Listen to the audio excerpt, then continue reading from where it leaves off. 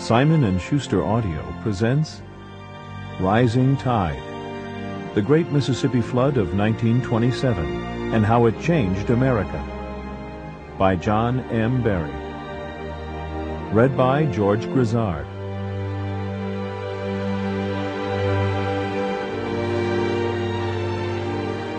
On the morning of Good Friday, April 15, 1927, Seguin Allen, the chief engineer of the Mississippi Levee Board in Greenville, Mississippi, woke up to the sound of running water.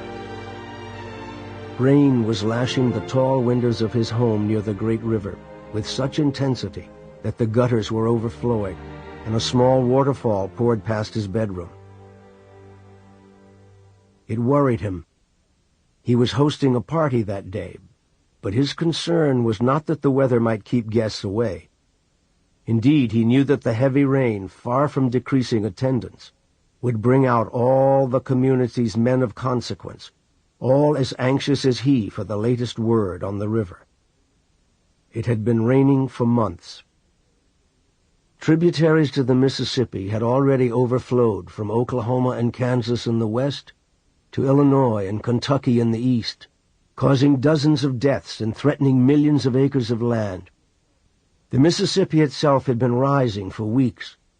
It had exceeded the highest marks ever known and was still rising. That morning's Memphis commercial appeal warned, "The roaring Mississippi River, bank and levee full from St. Louis to New Orleans, is believed to be on its mightiest rampage.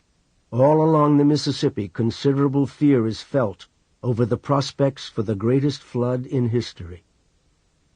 Hours later, with the rain heavier yet, the men of consequence appeared at Allen's door. Even Leroy Percy appeared. No man mattered more in the Mississippi Delta than he. 67 years old, still imperious, with measuring eyes, silver hair, and frock coat, he seemed a figure from an earlier age.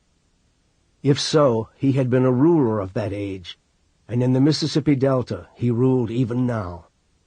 Not only a planter and lawyer, but a former U.S. Senator, an intimate of Teddy Roosevelt and William Howard Taft, and a director of railroads, the Carnegie and Rockefeller Foundations, and a Federal Reserve Bank.